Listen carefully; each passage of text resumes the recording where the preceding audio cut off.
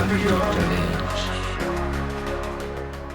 Uyu mukobwa Jessica mwakomeje kumubona ku mbuga nyinshi cyane zitandukanye, cyane cyane ku ma Facebook, ku ma YouTube ndetse no ku ma Facebook. Ni imbuga nyinshi cyane uyu mukobwa yaje kugaragaraho, ariko uyu mukobwa kugeza ubu akaba yaritabye Imana ejo bundi, aho iyi fi yatoje ndetse banakuranye yifashishaga mu kwigaragaza, ndetse yanamugize n'icyamamare. Iyi fi yaje kumutamira. Wakibaza ngo iyi fi yaje kumutamira bigenze gute uyu mukobwa Jessica?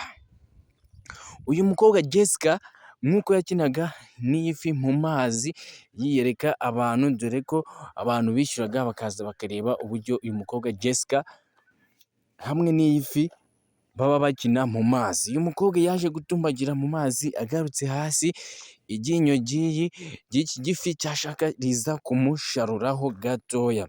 Nuko uko yamanutse, ibi bifi iyo bibonye ikintu bita amaraso bihita biba nk'ibinyamaswa, nibwo iki gifi cyahise kimutamira.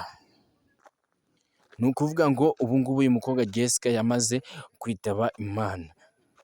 Ni ukuvuga ngo abantu bose bari muri sare ako ka mwanya bahise bagenda birukanka barira kuko yarabababaje. Uyu mukobwa bita Jessica ni umuntu w'icyamamare ndetse washimishaga abantu benshi cyane.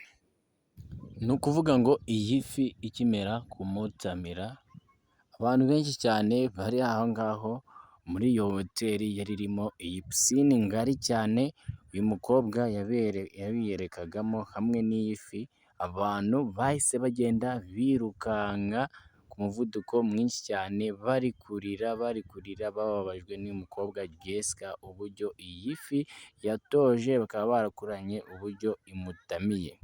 Ni ukuvuga ngo impamvu nyamukuru iyi fi yatamiye uyu mukobwa ni uko umukobwa yavuye amaraso, iyi fi igahita imutamira. Izi fi iyo zibonye amaraso zihita ziba inyamaswa. Ni uko byagenze by'uyu mukobwa. Ngahe nguko amakuru y'umukobwa Jessica w'icyamamare uburyo yitabye Imana. MJ Challenge.